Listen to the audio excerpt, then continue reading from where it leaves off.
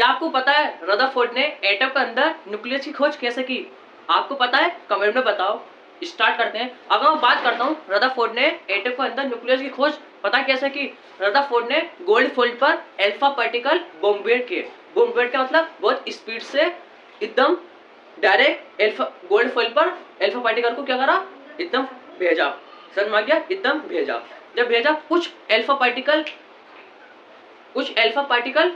Deflect हो गए, कुछ अल्फा पार्टिकल बैक हो गए, वापस आ गए, और कुछ अल्फा पार्टिकल क्या होगा? सीधे निकल गए, बिल्कुल सीधे निकल गए, और कुछ अल्फा पार्टिकल डिफ्लेक्ट होगा, कुछ अल्फा पार्टिकल पीछे आए।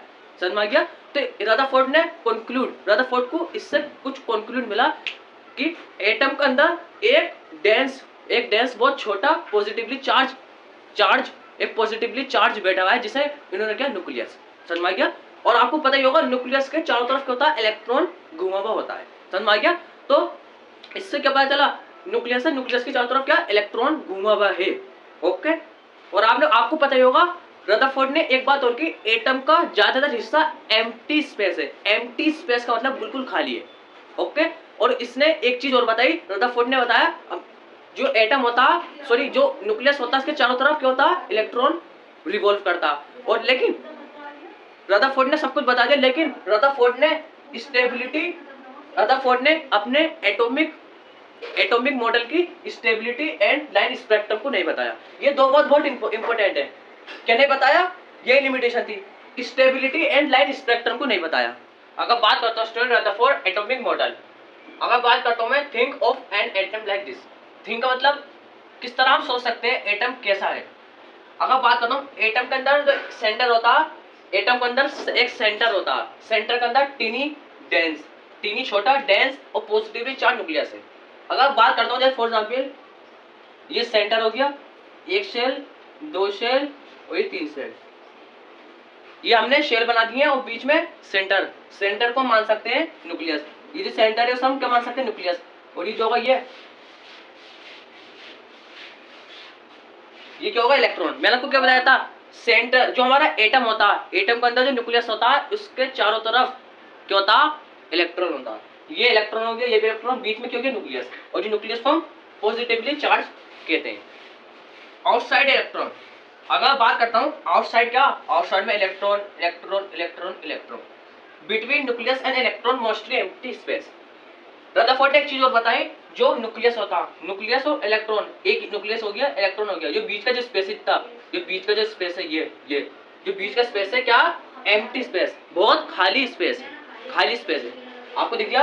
ये न्यूक्लियस हो गया, एटम, बीच में जो स्पेस है बिल्कुल खाली स्पेस है। अब पढ़ते हैं लिमिटेशन। दो लिमिटेशन है, बहुत इंपॉर्टेंट है, 100% एग्जाम में आपको एक आध क्वेश्चन मिल सकता है। दो लिमिटेशन थी, बहुत इजी एक्सप्लेन कर रहा हूं मैं दोनों लिमिटेशन। पहली लिमिटेशन थी स्टेबिलिटी ऑफ एटम। रदरफोर्ड ने स्टेबिलिटी नहीं बताई थी एटम की। रदरफोर्ड के हिसाब से हम ये जानते हैं एक एटम जो होता, एटम के अंदर जो न्यूक्लियस होता, इसकी चारों तरफ क्या? इलेक्ट्रॉन रिवॉल्व करता। समझ में आ गया? अगर बात करता हूं मैं स्टेबिलिटी ऑफ एटम, रदरफोर्ड ने स्टेबिलिटी नहीं बताया था, स्टेबिलिटी नहीं बताई थी एटम की। कोई से भी एटम है वो स्टेबल, क्यों है? According to classical electromagnetic theory, एक इलेक्ट्रोमैग्नेटिक थ्योरी क्या सुनते हैं ना? अगर अकॉर्डिंग टू चलता हूँ electromagnetic theory, a moving charge particle show continuously loss energy. कोई ऐसा भी चार्ज पार्टिकल है, वो मूविंग कर रहा है, वो चल रहा है, तो 100% वो अपनी एनर्जी लॉस करेगा। समझ में आ गया? कोई सा भी पार्टिकल है, अगर वो मूविंग कर रहा है, आप moving charge particle should continuously loss energy, वो 100% अपनी एनर्जी लॉस करेगा। आप चल जाना, चलते आपकी एनर्जी लॉस होगी। एक टाइम आगा कि आप चलते रहेंगे, इतना चलेगा कि आप कह देंगे मुझसे चले नहीं आएगा, क्योंकि आपकी बिल्कुल ही एनर्जी लॉस हो जाएगी। समझ में आ गया? A moving charge particle should continuously loss energy. So एक इलेक्ट्रॉन रिवॉल्व करता है around the nucleus, should loss energy. कोई से भी इलेक्ट्रॉन है वो अराउंड न्यूक्लियस वो यार एक न्यूक्लियस है, न्यूक्लियस के चारों तरफ क्या? इलेक्ट्रॉन रिवॉल्व करता, मूविंग में वो, अरे वो घूम रहा है, वो मूविंग कर रहा है, तो सबसे ज्यादा वो भी अपनी एनर्जी लॉस करेगा एनर्जी क्या? Should loss energy and eventually fall into the nucleus.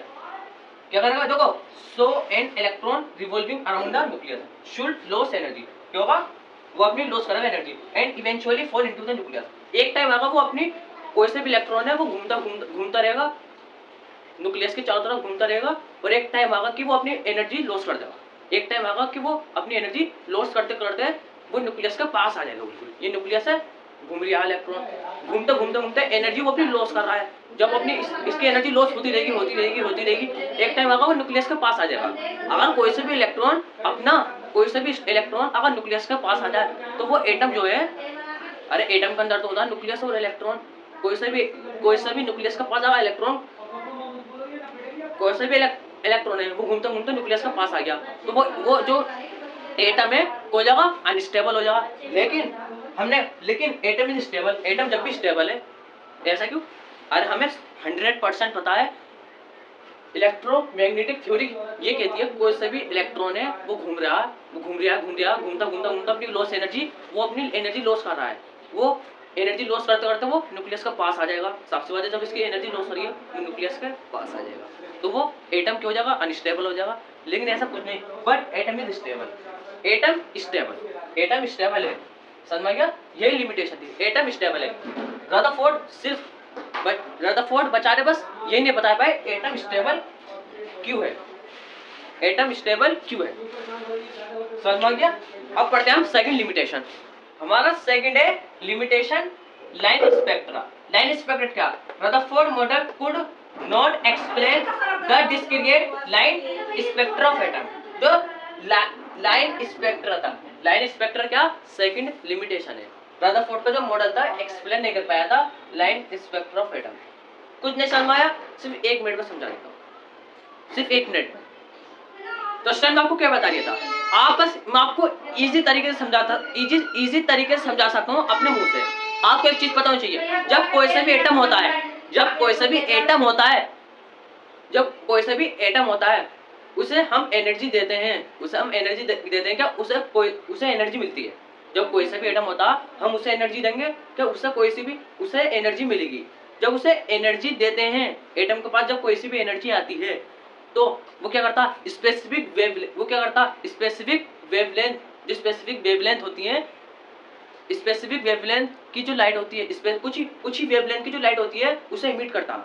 Emit का मतलब क्या होता है? इमिट, स्पेसिफिक वेवलेंथ, कुछ ही वेवलेंथ की जो लाइट होती है उसे इमिट करता। इमिटेड क्या इमिटेड का मतलब बता, कोई निकालना। एटम क्या करता, कुछ स्पेसिफिक वेवलेंथ की लाइट को क्या करता, इमिट करता। इमिट का मतलब निकालता है, कुछ ही वेवलेंथ की, पूरी नहीं, कुछ ही वेवलेंथ की जो लाइट, कुछ वेवलेंथ होती है उनकी जो लाइट, कुछ वेवलेंथ होती है जो उनकी लाइट होती है, उन्हें क्या करता है, इमिट करता। समझ में आ गया? और जब वो इमिट करेगा इसके बाद को क्या होगा, और मैंने आपको क्या बताया, जो एटम जो होता स्पेसिफिक वेवलेंथ की जो लाइट होती है, उन्हें इमिट कर पाता।